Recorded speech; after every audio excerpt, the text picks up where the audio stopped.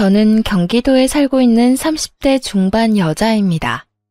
3년 전 자기 자식은 귀하면서 남의 집 귀한 딸은 종처럼 부려먹는 시모에게 한 방 제대로 먹이고 이혼해버렸는데요. 이혼을 해버리고 나니 이렇게 속 시원한 걸 그깟 이혼이 뭐라고 또 사랑이 뭐라고 그렇게 아닌 걸 참고 살았나 모르겠네요. 어쨌든 지금 이혼해서 더없이 만족스러운 삶을 살고 있으니 다 잘된 일이겠죠?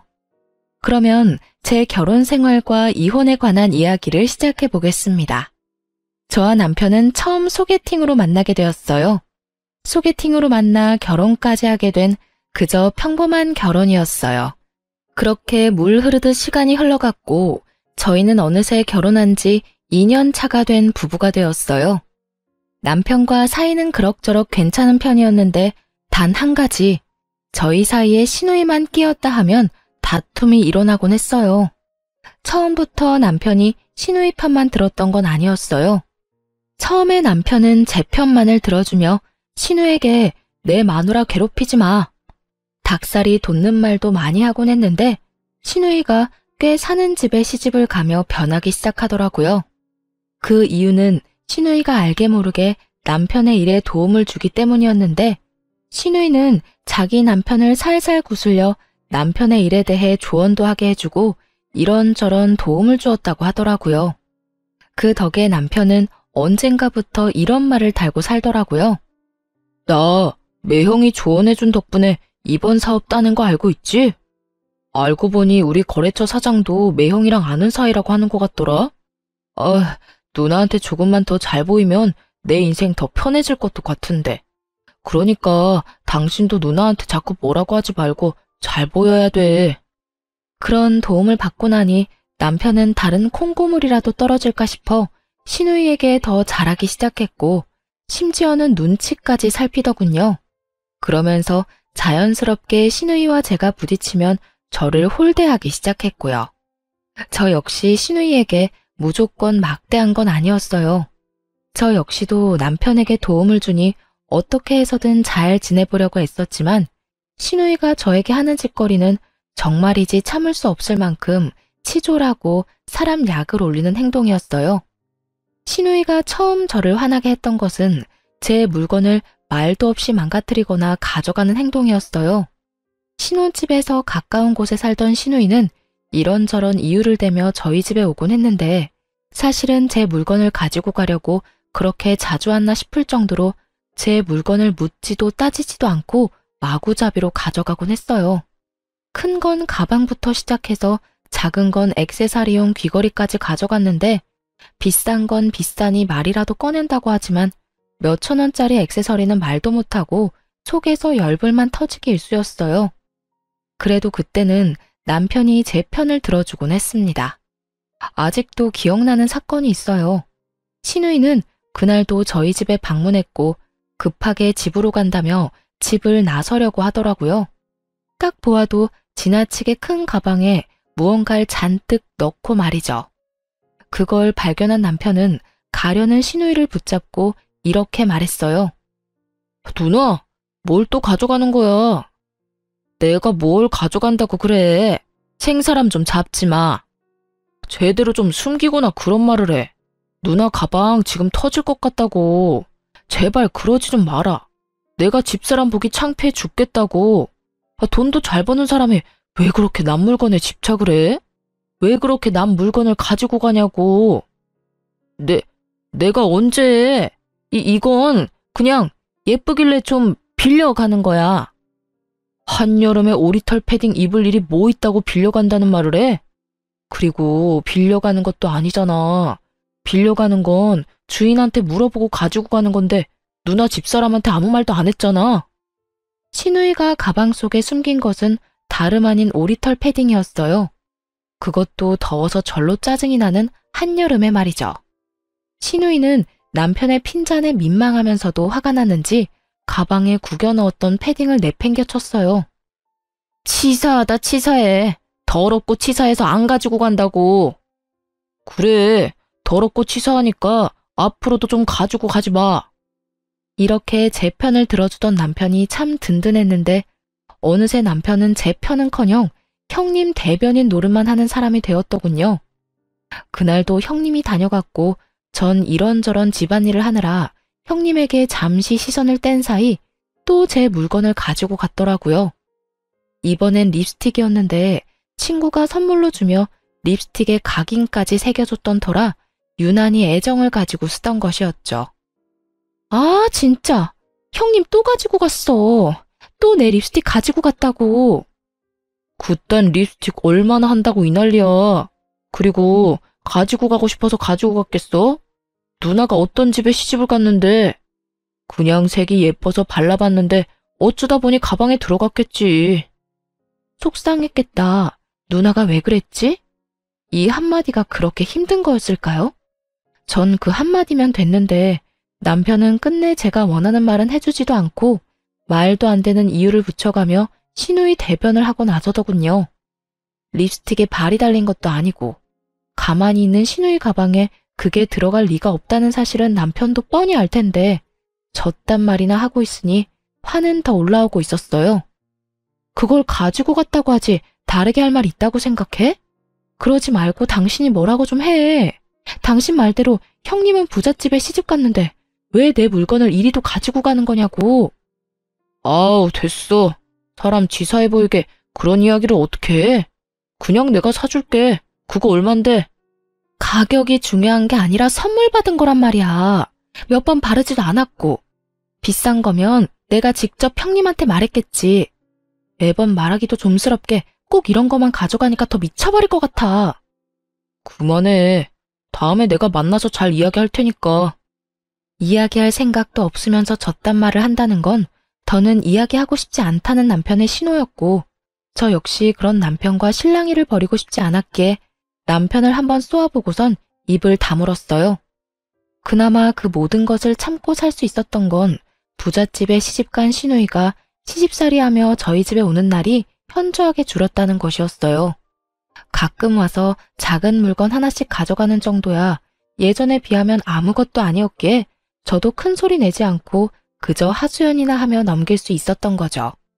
그런데 더는 하소연이나 하며 넘길 수 없는 일이 일어나고야 말았어요.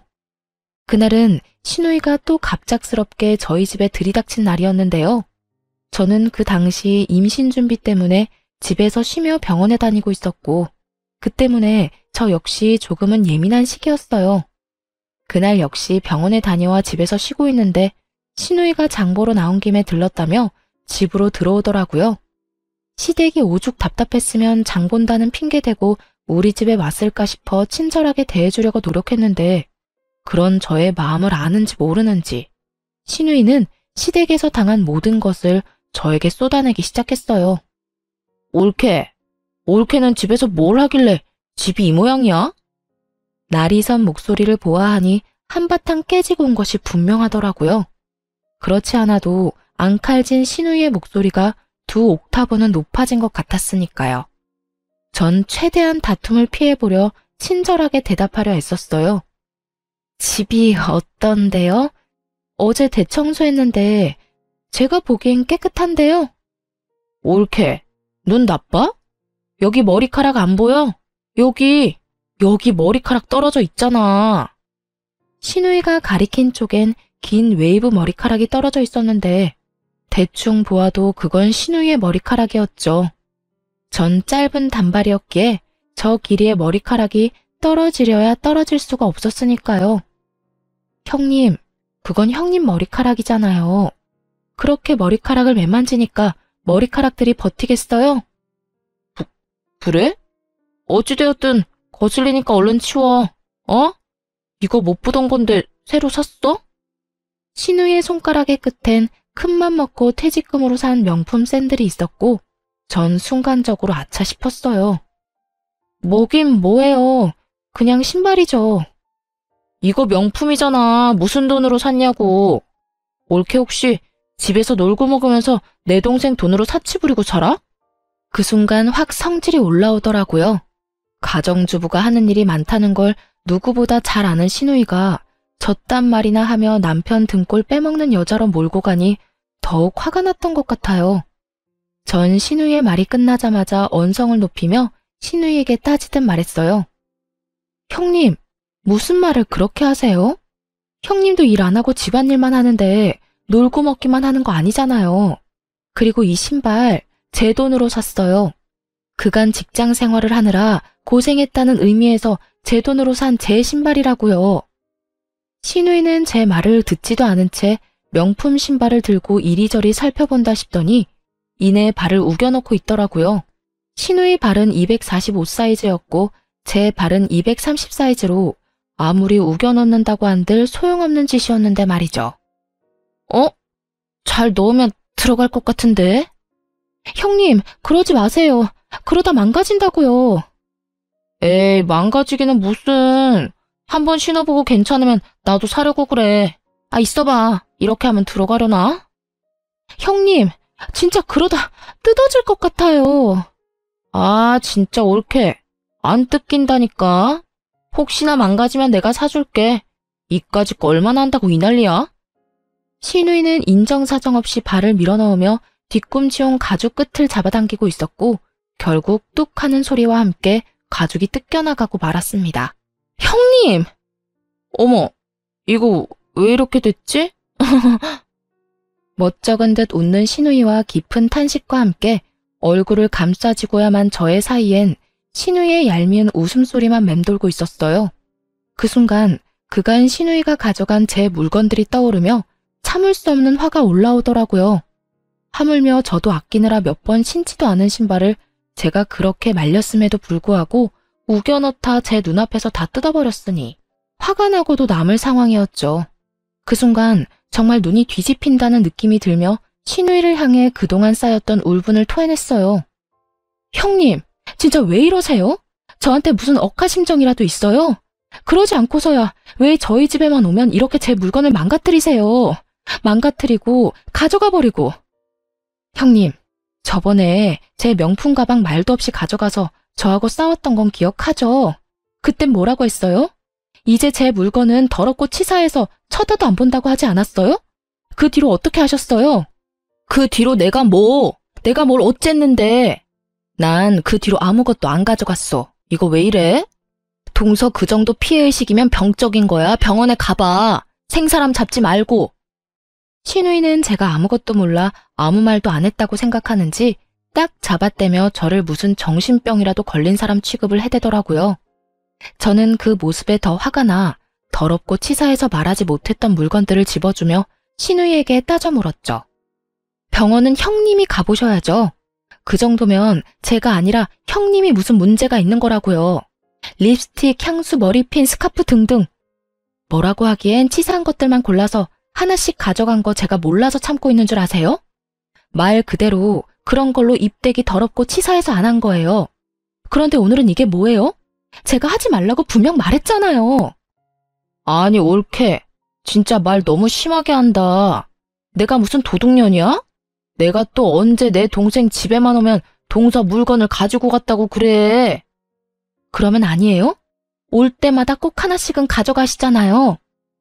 아니거든. 몇 번 안 가지고 갈 때도 있었거든. 언제요? 있긴 있었죠.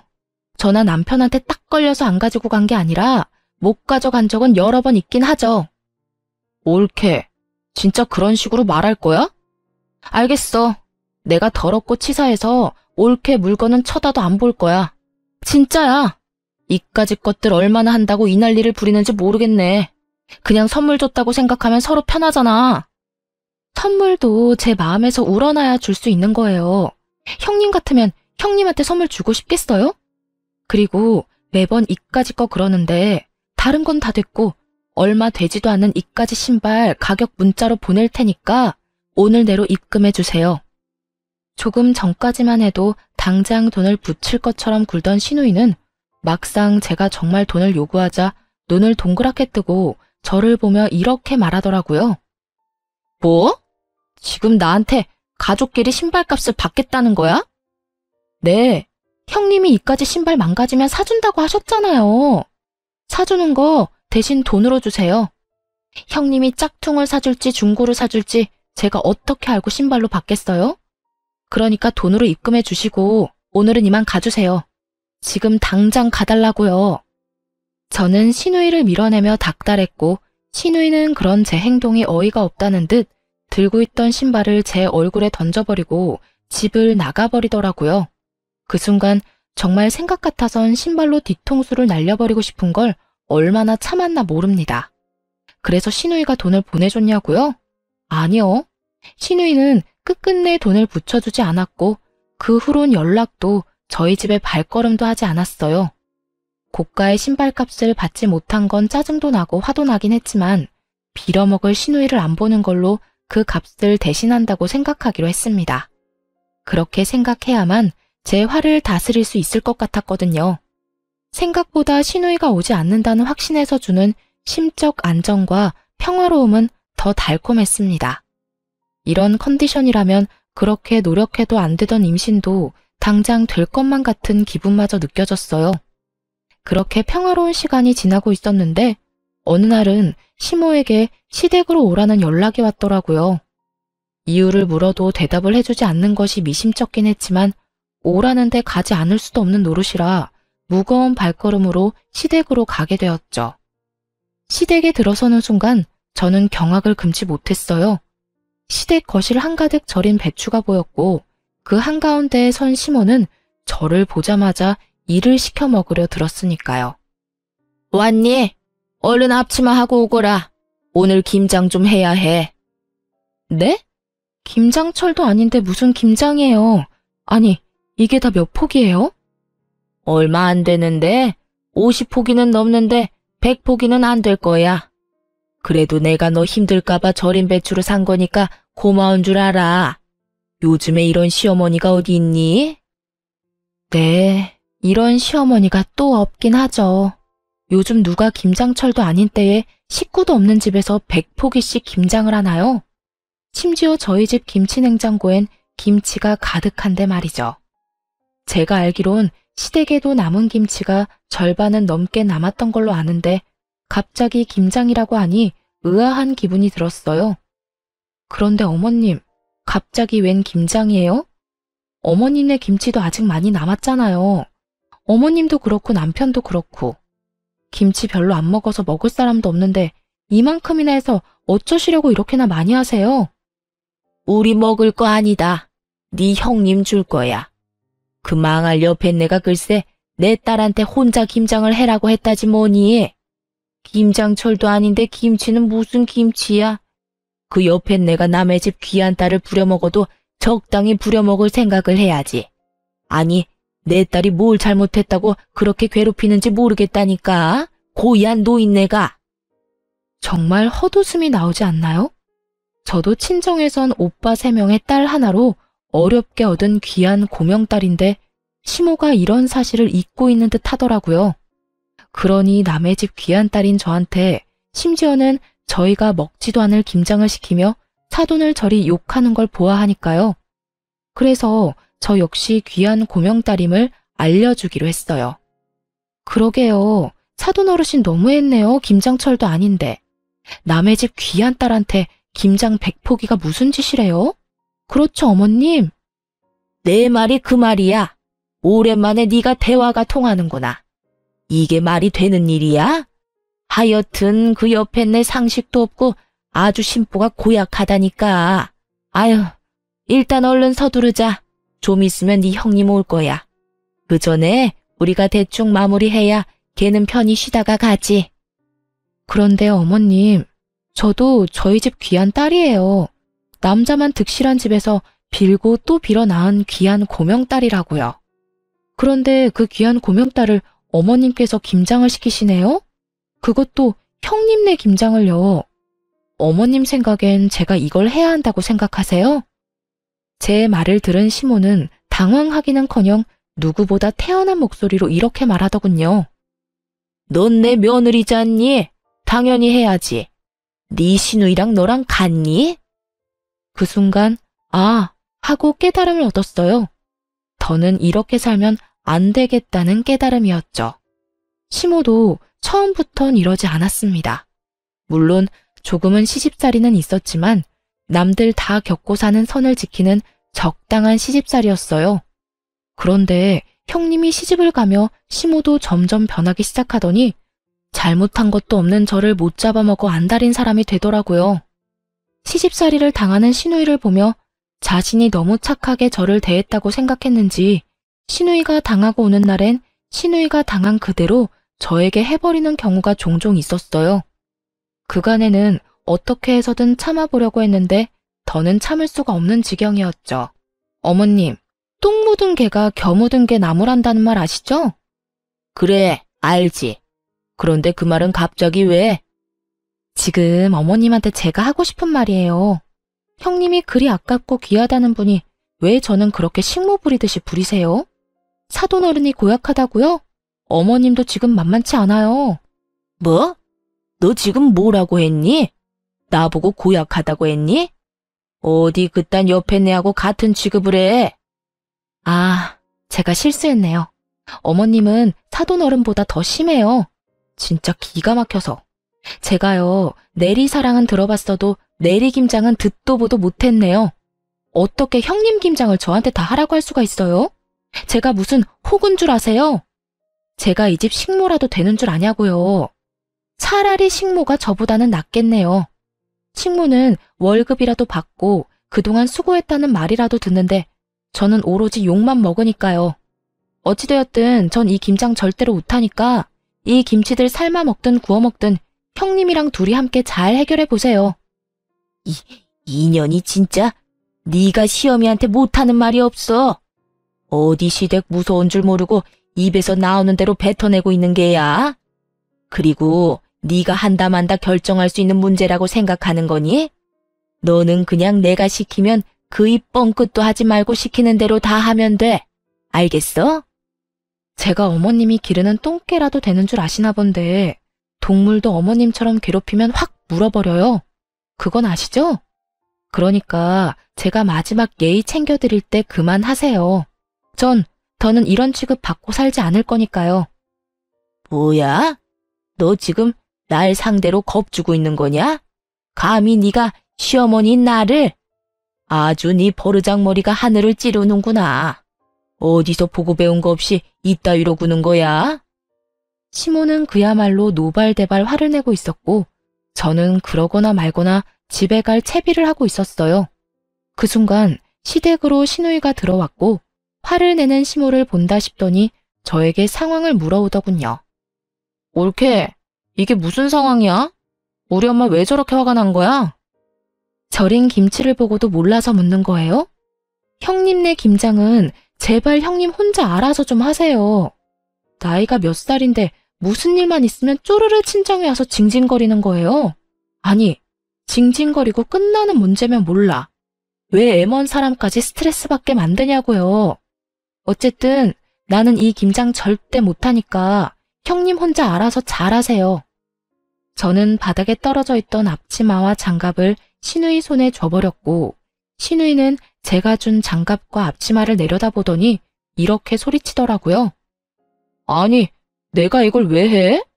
우리 엄마가 올케한테 하라고 시켰다며. 그러면 올케가 해야지. 애초에 이건 형님 시어머님이 형님한테 시킨 거라고요. 이 말이 무슨 말인지 모르겠어요? 이 일은 애초에 내 일이 아니라 형님 일이란 뜻이라고요. 자기의 일은 스스로 하자. 몰라요? 몰랐으면 이참에 좀 아세요. 요즘 5살짜리도 자기 일은 자기가 알아서 한다고요. 너 지금 말 다 했어? 내가 5살짜리 애보다 못하단 이 뜻이니? 아, 다 됐고 내가 다 못 들은 말로 해줄 테니 얼른 일이나 해. 지금 이러고 있을 시간 없단 말이야. 얼른 하라고. 이럴 시간이 없으면 혼자 다 하시면 되겠네요. 전 그냥 집에 갈 테니까. 제가 무슨 호구인 줄 아나 본데 저 호구 아니거든요? 그러니까 이 김장 혼자 알아서 하라고요. 난 못한다고 몇 번 말해? 네가 하라고. 네가 다 하고 가라고. 제 말에 약이 오를 대로 오른 시누이는 제 얼굴에 쥐고 있던 고무장갑과 앞치마를 던지며 끝까지 저에게 생태를 부리더군요. 처음도 아니고 2번이나 시누이가 던진 물건에 얼굴을 맞아버리니 화가 치솟아 오르며 이대로 가만히 있으면 안 되겠다는 생각을 했어요. 도저히 말로 해선 들어먹을 것 같지 않다고나 할까요? 그래서 전 잘 절인 배추 한 포기를 신우이의 얼굴에 던져버렸습니다. 네, 그 막장 드라마의 한 장면처럼 말이죠. 야, 미친 게 지금 나한테 뭘 던지는 거야? 직접 맞아보고도 모르겠어? 왜? 한 포기 더 맞아볼래? 그러면 알겠어? 너 나한테 그따위 거 또 던지기만 해봐. 내가 가만히 안 있을 거야? 가만히 안 있으면 어쩔 건데. 그리고 너는 매번 나한테 이것저것 던져댔으면서 나는 왜 안 돼? 너 지금 나한테 너라고 했어? 감히 하늘 같은 형님한테 반말을 해? 하늘 같은 소리 한다. 정신 좀 차려라. 하는 짓거리는 땅보다도 못한 짓을 하면서 하늘 대접은 받고 싶어 하는 게 말이 된다고 생각해? 야, 너 하고 싶은 말도 없고 네 얼굴 보고 싶지도 않으니까 다신 나 부르지도 말고 연락도 하지 마. 그리고 이 김장도 네가 알아서 해. 알겠어? 야, 너 진짜 내가 가만 있을 줄 알아? 내가 너 내 동생이랑 이혼시킬 거야. 어떻게 해서든 내 동생이랑 이혼시키고 말 거라고. 그때 가서 후회하지 마. 그때 가서 울고불고 매달려도 소용없다 이거야. 저는 끝까지 정신을 못 차리는 신우이에게 한마디 해주고 시댁을 나와버렸습니다. 나라고 가만히 있을 줄 알아? 너 한 번만 더 이딴 짓 시키면 내가 네 시댁에 찾아가서 그 잘난 사돈어른한테 네가 어떤 인간인지 다 말해줄 거야. 알겠어? 그때 가서 너나 후회하지 마. 나는 네가 내 앞에서 무릎 꿇고 울고불고 빌어도 눈도 하나 깜짝 안 할 거니까. 전 그대로 뒤를 돌아 집으로 돌아왔고 샤워를 한 후 소파에 앉아 화를 식히고 있었어요. 찬물로 샤워를 했는데도 얼마나 화가 났는지 열기가 식지 않더라고요. 가만히 앉아 아무리 생각해도 남편 놈은 시댁 편이나 들 것이 뻔했고 이제는 결정을 내려야 한다는 생각이 들었죠. 시댁 문제만 아니면 남편과 싸울 일도 없을 뿐더러 오히려 사이가 좋았던 편이라 이혼을 생각한 적은 있었지만 그건 다들 한 번씩은 하는 홧김에 잠시 해보는 생각일 뿐이었어요. 하지만 그런 일까지 겪고 나니 더는 이렇게 살고 싶지도 않았고 이 괴롭힘이 줄어들기는커녕 점점 심해질 것이 분명하니 이혼을 처음으로 진지하게 고민하고 또 생각하게 되었죠.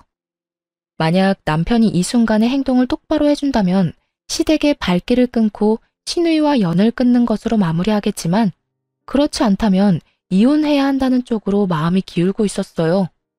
그런 생각들을 하며 저는 남편을 기다렸고 8시가 넘어도 온다 간다 소식이 없던 남편은 10시가 넘은 시간에 집으로 돌아오더군요. 그런데 남편은 혼자가 아니었어요. 잔뜩 굳은 표정을 한 남편의 뒤로 짐을 가득 들고 들어오는 신우이가 따라 들어오더라고요. 저는 또 이건 무슨 상황인가 싶더라고요. 맨몸으로 신우이가 왔다면 따지러 왔다고 생각할 수도 있겠지만 짐을 들고 들어오니 불안하면서도 의아했어요. 뭐야? 형님은 우리 집으로 들어와? 몰라서 물어. 오늘 당신이 누나네 김장 안 해줬다며. 누나랑 엄마 둘이서 그 많은 김장을 어떻게 해? 누나는 김장해 본 적도 없고 엄마는 나이가 있는데. 그래서 집에서 쫓겨났어. 그 할망구 진짜 너무하는 거 아니야? 아무리 그렇다고 해도 어떻게 사람을 쫓아낼 수 있어? 그래서 우리 집에 데리고 온 거라고? 앞으로 우리 집에서 살려고? 그러면 어떡해. 당신 때문에 모든 일이 이렇게 됐는데 우리가 책임져야지. 평생은 아니고 조만간 그 집에서 다시 부르면 돌아가면 되니까 그때까지만 좀 같이 살자. 내가 진짜 마지막 기회 준다고 생각하고 묻는 건데 이 모든 게 나 때문이라고 생각하는 거야? 그러면 누구 때문인데? 다 당신 때문이잖아. 그까지 김장 좀 해주면 되지. 왜 안 해줘서 이런 상황을 만들어? 그리고 당신 우리 누나 절인 김치로 싸대기까지 날렸다며? 내가 진짜 그 이야기 듣는데 내가 다 화가 나더라. 여러모로 당신이 잘못했으니까 당신도 아무 말 하지 말고 누나한테 잘못했다고 빌어 얼른. 그렇게 남편놈은 마지막 기회마저 날려버리는 소리를 해대고 있었고 그 순간 잡고 있던 모든 끈이 끊어져 나가는 소리가 들리더군요. 신발 벗지 말고 너도 나가. 참 많이도 고민했는데 남편의 말을 듣는 순간 길었던 고민에 비해 결론은 빠르고 명확하게 결정되더라고요. 그래서 신발도 벗지 않은 두 사람에게 나가라고 소리쳐버렸고 남편과 시누이는 놀란 토끼 눈으로 저를 바라보더군요. 단연 놀란 것은 남편이었는데 아무리 싸워도 이런 말은 한 번도 하지 않았던 저였기에 순간 잘못 들었나 하는 눈빛을 보내며 다시 물어오더군요. 어? 뭐라고? 너도 나가라고. 설마 쫓겨날 수도 있다는 걸 단 한 번도 생각해 본 적 없다는 억울한 눈빛이길래 다시 한번 분명히 말해줬어요. 사돈이 너무한 게 아니라 네가 너무하네. 뭐? 그 김장을 내가 다 해줬어야 한다고? 네 누나 김장 100포기 시키는 사돈어른하고 나한테 우리가 먹지도 않을 김장 100포기 시키는 당신 엄마 중에 누가 더 너무한 것 같니? 100번, 1000번을 생각해도 당신 엄마 아니야? 당신도 똑같아. 어떻게 나한테 그딴 식으로 말할 수가 있어? 난 더는 너 같은 인간이랑 살 생각도 없으니까 나가라고. 제가 소리를 질러대자 시누이가 나서 동생 편을 들며 화를 내기 시작했어요. 야, 너 진짜 오늘 미쳤어? 아까 엄마 집에서도 미친 사람처럼 굴더니 지금 또 이러네? 네가 뭔데 내 동생한테 나가라 말아야. 너 정신 못 차려? 누가 누구한테 혼수질인지 모르겠네 진짜. 야, 정신은 너나 차리고 내려놓은 짐이나 다시 챙겨서 나가기나 해. 시누이는 급기야 참을 수 없다는 듯 욕설을 쏟아내기 시작했고 전 그런 시누이에게 녹음 중인 휴대전화를 보여주며 이렇게 말했어요. 이거 다 녹음 중이거든? 그러니까 내 신발값은 너한테 받을 위자료로 대신할게. 무슨 뜻인지 알지? 내가 너한테도 소장 보낼 거란 이 말이야. 그러니까 그 잘난 시댁 도움을 받든 그 애틋한 친정 도움을 받든 해서 준비 단단히 해두는 게 좋을 거야. 난 무슨 수를 써서라도 너한테 위자료는 받아낼 테니까 말이야. 제가 이렇게까지 하자 남편은 그제야 상황의 심각성을 인지했는지 목소리 톤을 급하게 낮추며 이렇게 말하더군요. 여보, 진짜 왜 이래?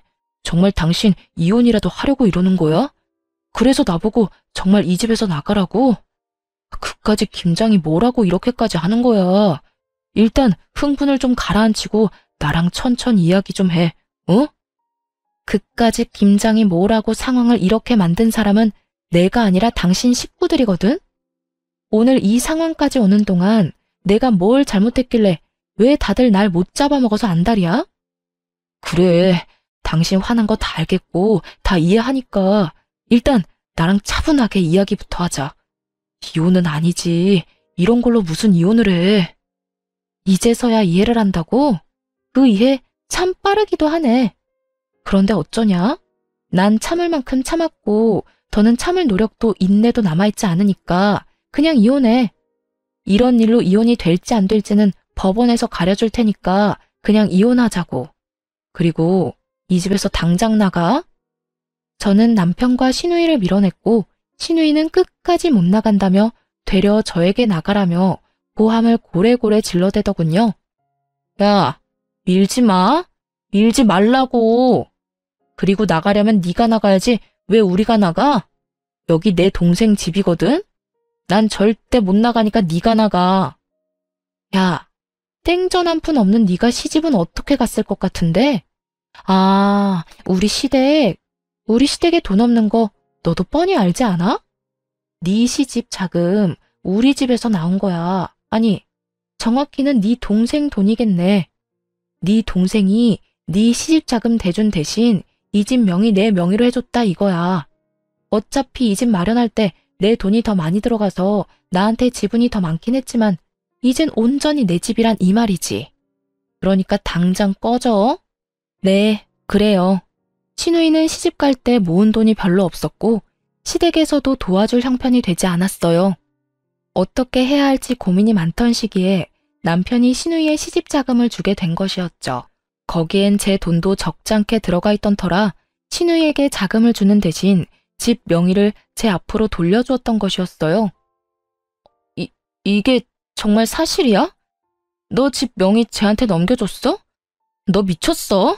집을 넘겨주면 어떻게 해? 이제 우리 어디 가서 살려고? 그러면 어떻게 하냐? 누나가 그때 돈 내놓으라고 난리 부렸잖아. 나한테 그런 큰 돈이 있을 리도 없고 있다고 한들 집사람이랑 같이 모은 돈뿐인데 누나 시집은 보내야 하니까 그랬지. 나라고 뭐 집까지 넘기고 싶어서 넘긴 줄 알아? 야, 그러게 내가 집사람 좀 적당히 괴롭히라고 했잖아. 그러다 나 이혼당하면 큰일 난다고. 집까지 넘긴 줄은 몰랐지. 그런 사실은 빨리 말했어야지. 나는 누나 속상할까봐 그랬지. 그리고 누나가 부잣집 시집 갔으니까 언젠가는 다 돌려줄 거라고 생각하기도 했고. 누가 이렇게 될 줄 알았나? 이제 어떻게 해? 우리 진짜 어떻게 하냐고.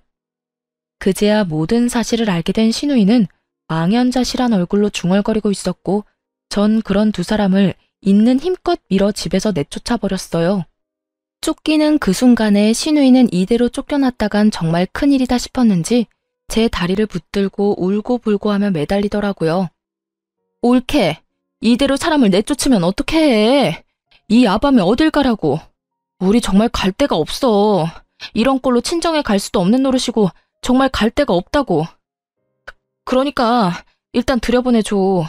들어가서 내가 잘못을 빌든 다신 옳게 괴롭히지 않겠다는 각서를 쓰든 뭐든 할 테니까 일단 집에만 들어가게 해줘. 이제 와서 이래도 아무 소용 없거든? 난 무조건 이혼할 거고 이혼할 마당에 너희 오갈 데 없는 것까지 걱정해주게 생겼어? 넌 아직도 내가 호구로 보이니? 내가 언제 올케를 호구로 봤다고 그래. 내가 정말로 올케한테 했던 모든 행동이 미안해서 그래. 너무 미안해서 정식으로 사과라도 하고 싶어서. 그러니까 일단 들어가서 이야기하자. 그래? 그러면 그 진심은 눈꼽만큼도 없는 사과 받은 걸로 칠 테니까 이만하시고 좀 꺼져주세요, 형님. 전 신우이를 뿌리치고 문을 닫아버리곤 도어락 건전지를 빼버렸죠. 밖에선 문을 두드리며 이야기 좀 하자고 난리가 났지만 전 그런 두 사람에게 조용하지 않으면 경찰에 신고해버리겠다고 엄포를 놔버렸어요. 그 후 두 사람은 시댁으로 가버렸고 그렇게 이혼을 진행하게 되었습니다. 전 이혼 준비와 함께 시모와 신우이에게도 소장을 보내버렸어요. 신우이에겐 대화 녹음 파일과 저에게 보내왔던 욕설 가득한 문자가 있었고 시모에겐 그간 저에게 보냈던 문자들이 가득했어요. 전 위자료를 다 받아내고 이혼을 할 수 있었고 이혼을 하는 그날까지도 전 남편은 저에게 끝까지 매달리더군요. 여보, 정말 이대로 이혼할 거야? 우리가 이혼할 이유가 없잖아. 우리 누나 아니면 싸울 일도 없었고 사이도 좋았잖아. 그런 우리가 왜 이혼해야 해? 그러니까 이혼하는 거야. 당신은 아무것도 모르니까. 당신 누나 아니면 싸울 일이 없으니까 나도 그래서 참고 살았어. 그런데 당신 누나 아니면 싸울 일이 없다는 건 당신이 당신 누나 하나 막아주지 못하고 있다는 것도 되더라. 당신은 뭐 했니? 내가 당신 누나한테 당하고 괴롭힘 당할 때 당신은 뭐 했냐고. 처음 우리 신혼 때 내 편 들어준 거? 그래봤자 몇 개월이나 된다고. 그 뒤로 당신 그냥 방관자일 뿐이었어. 난 혼자 다 참았고 결국 나 혼자 다 해결하고 당신하고 이혼하는 거라고. 그러니까 더는 이러지 마. 여보, 내가 다 잘못했어. 그러니까 다시 한 번만 생각해주면 안 될까? 내가 진짜 잘할게. 내가 이제 당신 지켜줄게. 웃기지 마. 내가 당신을 몰라? 지금은 잘못했다고 빌겠지. 그러다 내 화 풀리면 당신은 당신 누나 우리 집으로 데리고 오고도 남을 사람이야. 지금도 당신 오갈 데 없이 부모님 집에 다시 들어가게 생기니까 나한테 이렇게 매달리는 건 모를 줄 알아? 그것뿐이야? 당신 전 재산 누나한테 다 줘버렸는데 그거마저도 다 물거품 되게 생겼으니까 나한테 이러는 거 아니야. 나 바보 아니야. 나 더는 참고 살진 않을 거라고. 그런 거 아니야. 나 절대로 우리 누나 집으로 데려오지 않을 거고 당신이 시키는 건 뭐든지 할 거야. 당신이 싫다는 건 절대로 안 하고 말이야. 그러니까 다시 한 번만 나한테 기회를 줘. 이렇게 헤어지는 건 정말 아니잖아. 전 남편은 끝까지 그런 게 아니라며 매달렸지만 전 그런 전 남편을 뿌리치고 돌아왔습니다. 그 후 위자료 문제 때문에 전 남편과 연락할 일이 있어 차단을 하고 있지 않았는데 전 남편에게 전화가 오더군요. 술에 잔뜩 취한 목소리였는데 결국 전 시누이가 이혼까지 하게 됐다며 저에게 따져묻기 시작했어요. 야, 너 때문에 우리 누나 결국 이혼했다. 네가 그 빌어먹을 김장 안 해줘서 이혼했다고.